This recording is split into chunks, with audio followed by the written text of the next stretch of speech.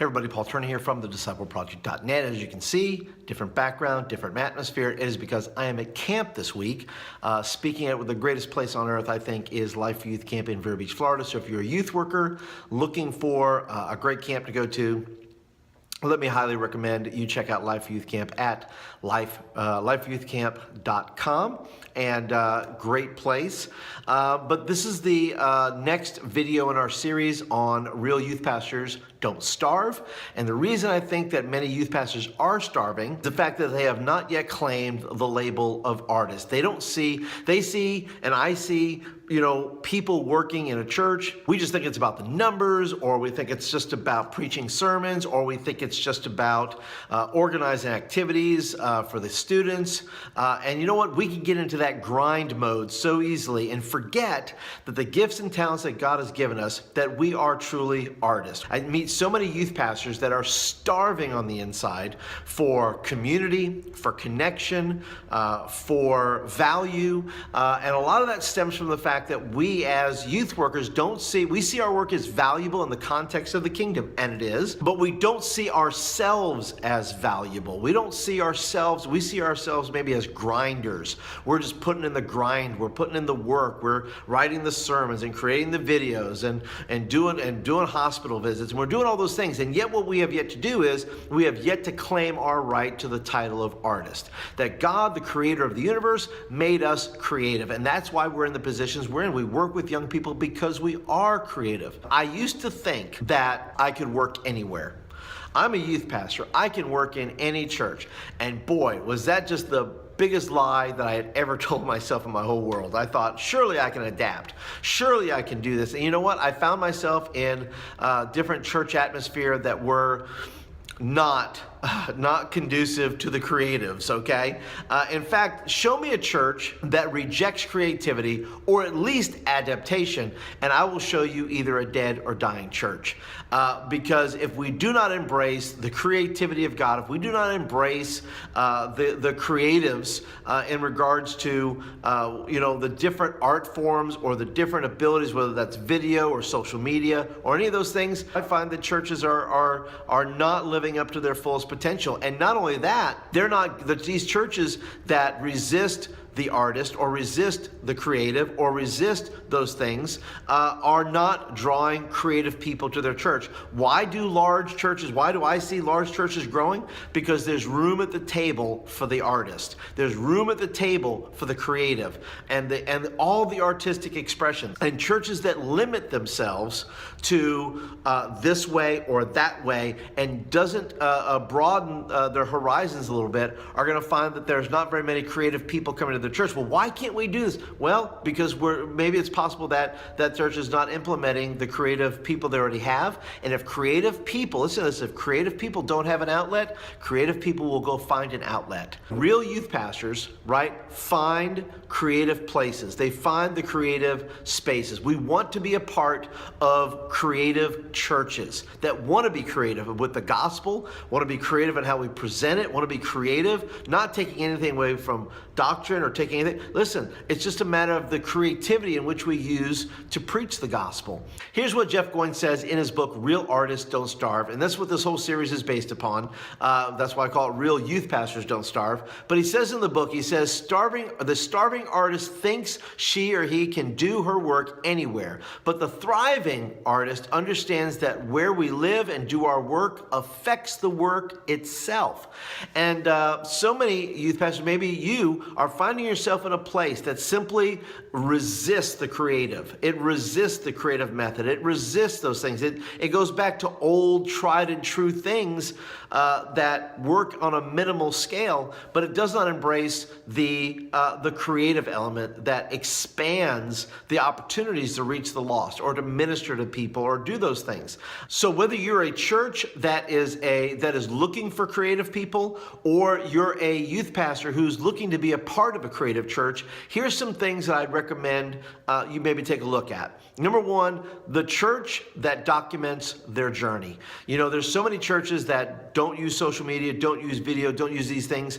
And I just came back from, I'm wearing my Honduras t-shirt today, but I went to Honduras and there's a church there that had about 20 interns, all under the age of 25, and they all had cameras. They took pictures of our team from every angle. They had drones, they had everything, and they documented everything that we did, because they knew that once we left that they were going to have all this footage and all these things to put together videos and slides and all those things to make sure that other people would come and say, look at the ministry that was done, look at what was going on. And it's super important, I think, that as far as being a creative church or wanting to work in a creative, look at a church that is documenting their journey. Now, this church in Honduras, it doesn't hurt, by the way, that God is doing a magnificent work. Social media, pictures, all those things are not causing God to move, right?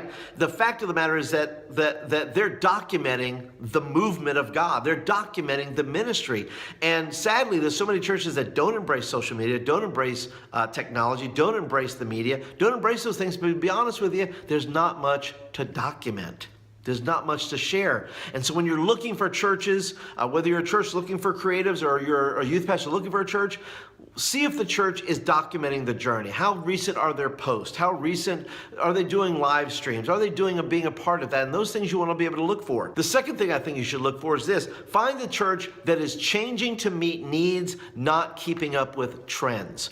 You know, every church should know who they are, right? It's not about following the trendiness, and social media is not a trend. It's a fact. There's a difference in church between saying we're doing this because it meets the needs in our community, rather than saying we're doing this because the church down the street, the church across the world, the church across the nation is doing this. We're not adapting to what they're doing. We're adapting and being ourselves. You want to find the church that is becoming themselves, not becoming a duplicate of some other church. Find the church that's changing to meet the needs in their community and not just to be like somebody else, hoping that they'll attract somebody else because of somebody else's methods. The third thing that you want to look for in a church is the fact that the church not only embraces artists, but they're creating artists. In other words, they're giving opportunity, permission, they're doing training classes in sound, in video, in tech, where there's opportunities for people to get together and learn these things. And whatever that is, it could be in the arts. It could be that, look, we're going to have somebody that paints in our church,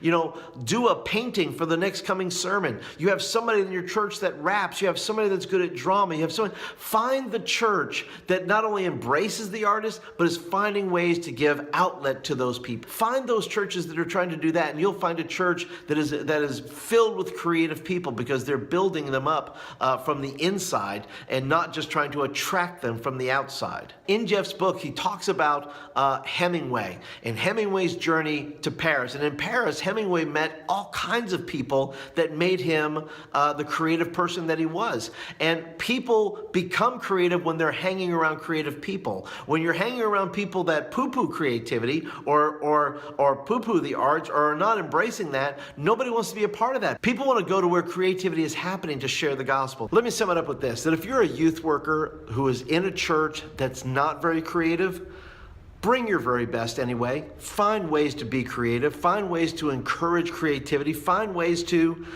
be creative yourself and offer new ideas. And you may have to be the tip of the spear of creativity to get something going. Also, find ways to train others. If you're really good at something, find ways to teach other people how to do it so that all the burden is not on you. If you're a youth worker who is not in a church right now and you're looking for that church, let me tell you something. Not every church will do. Certainly go where God leads you.